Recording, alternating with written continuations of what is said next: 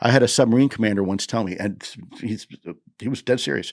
It's a little funny. I'll share it with your audience, but it's both disturbing and funny. Let me, if I can, digress here for a second. Hubris is really ultimately responsible for this, because we are a species where we have pride and ego, and we have a narrative in our head. And rather than in the face of new data and facts, reframe our own narrative, we reject that data and hold on to our own narrative because it's this is what I believe, and therefore any new information must be wrong, right? And let me give you some examples. I went to, like I said, University of Miami, and I've always considered myself a disciple of science. I believe in the scientific method, scientific principles, right? I believe in physics. I believe in mathematics. It works. And when I was in college, I learned that it was the Greeks. So if you look at the modern human, Homo sapiens sapien, most anthropologists agree that modern humans have been around for the last 100,000 to 200,000 years, okay, as a modern human being. And if you look at that, it wasn't until the last 2,000 years that we realized there's only two dominant life forms on this planet. You are either a plant or you are an animal. It was the Greeks who recognized that, and humans being an animal. If you look at a 24-hour clock, right? So 200,000 years ago and then 2,000 years ago, it's really just the last maybe 10 minutes. We realize that.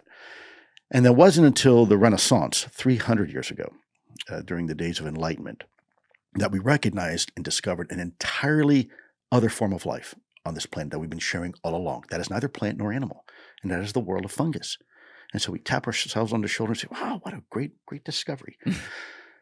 And it wasn't until the last maybe 5 seconds of our existence as modern man on this planet, last 120 years, think about it, that we had the technology to actually discover the true dominant or alpha life form on this planet. And in fact, if you take all the biomass of every plant and all the biomass of every animal and all the biomass of every fungus and add it all up together, it still does not add up to this hidden life form that has been on this planet longer than any of us. And that is the world of microorganisms. It's the things that are inside you that make you up, that live on the skin of the ISS space station and can thrive miles beneath the crushing depth of the Arctic ice. It's everywhere. And it wasn't until we could have the technology to curve glass and look through a little metal tube and famously shout the words, little beasties, did we discover for the first time the true dominant alpha life form on this planet that's been here all along.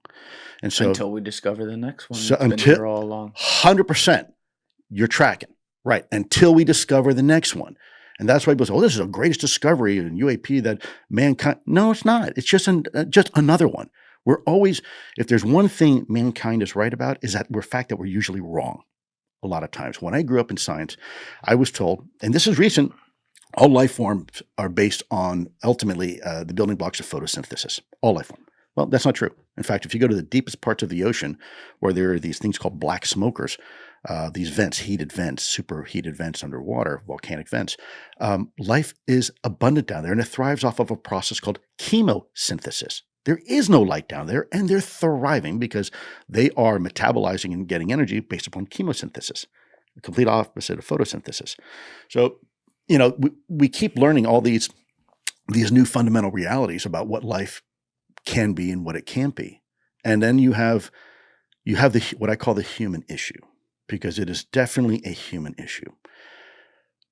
We have 5 fundamental senses by which we judge the universe.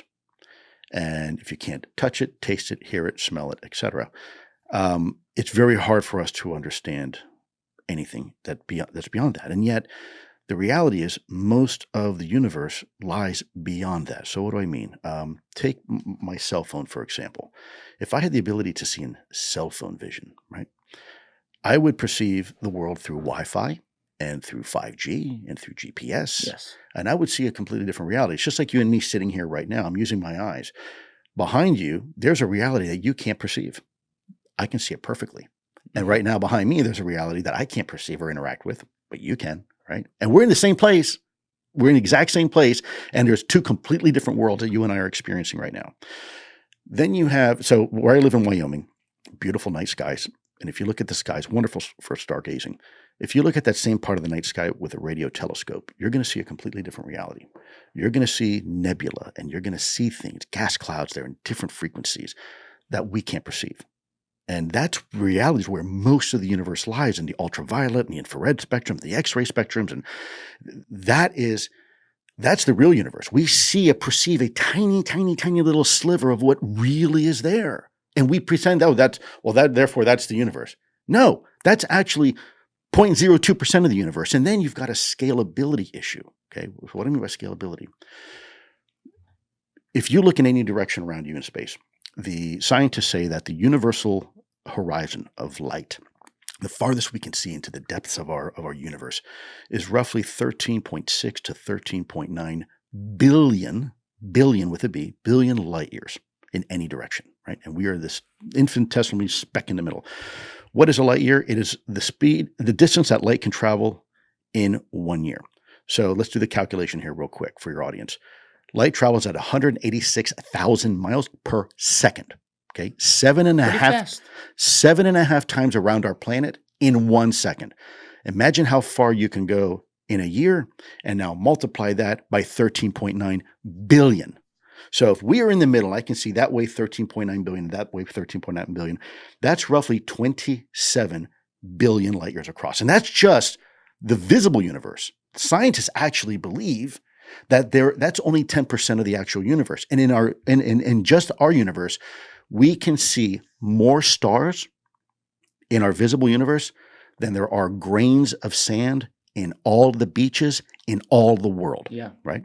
And so if the universe is actually 100 billion light years across and possibly bigger, compared to us, that is enormously huge. But then look at Avogadro's number real quick.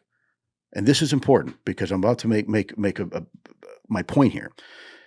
If you compare one hydrogen atom, okay, to the 20, got it on the screen. Yeah. Okay, good. So that is to the power of 23. 1 times 10 to the negative 23. That is roughly one hydrogen atom is roughly the same scale and size as to us as we are to the universe. Meaning we have that infinite amount of space and scale inside every single human being. But as humans, we can only interact with maybe 1 or 2 orders of magnitude up or down because this is our size, right? We kind of smack right in the middle of the universal scale if you were to have a scale. Most of the universe is either too big or too small for us to even interact with. That's reality. That is the realness of the human experience. But because we live in this little narrowly defined where we can only perceive a little bit, and our scale is either most of the universe is too big or too small. Therein lies most of reality. That's where the universe is. And so for us to say that, oh well, the only things out here, and there's a bunch of nonsense and hooey, man, I mean, that's math. That's reality. That's real, right? That's not Lou Elizondo telling you that's real. And so hubris is something that we have to be careful of because we're always trying to squeeze Mother Nature into a little box that we have invented, we've created. But Mother Nature doesn't operate that way. She doesn't need to be confined to a box. We're the ones living in a box. We just don't realize we do it to ourselves. Which means that things that we may put outside of our box through Hollywood or stories that we tell, such as like alien abductions, may actually be something that we need to consider because there are things that don't have an explanation in our current physical world as we know it. There was a great quote in your book. You talked about the former director of something at Skunkworks who said impossible is impossible until we fucking done it. That's right. And I put the fucking in there because I'm from Jersey. Well, you're right. You understand what I'm saying? So these things, you had to open yourself up to the stuff Brother, that you would have previously said was today's crazy. technology is yesterday's magic. Yeah. And that is fact. Everything that we do, we're time and time again. We put these limitations. There was a time we said, well, Earth is the only thing, object that's made of rock, and the heavens are up there, and there's nothing else out there. And yet, this is all the while that we knew meteors existed. Rocks were falling to Earth all the time. How do you explain that? Right? They're coming from somewhere. There was times where we would always presume certain things. We'd never break the sound barrier until we did it. Right? There's all these things that science has said, well, we can never do. Until we do, and then it becomes routine. And it's not science's fault. It's our fault because we make these presumptions and assumptions of what life should and could be, not realizing that we are overlaying our own human experience onto the data. So we are, by necessity, the fact that we're humans, we're already polluting the data because we have a hard time looking through any other lens than a human lens. And so we tend to ascribe human emotion, human intent, human motivation to things that may not be. And so back to where we were talking about the science, Yeah. and this is why I bring up this long, drawn-out story about size and perception and things like that. People say, well, are they from outer space? They could be. But this, I've always said it could be from outer space, inner space, or frankly, the space in between. As you said, are these things interdimensional? Could be. Are they aliens from outer space? Could be. Are they as natural to this planet as we are? Absolutely. Is it to the point where now technologically we're at a point where we're now beginning to interact with them, just like the little beasties? Could be. Are these things maybe from underwater? Because look, we've only mapped less than 10% of the ocean floor. We know all the above. Or all the above, right? We know more about the surface of the moon than the depths of our own oceans. I had a submarine commander once tell me, and he was dead serious. It's a little funny. I'll share it with your audience, but it's both disturbing and funny. They were tracking an object.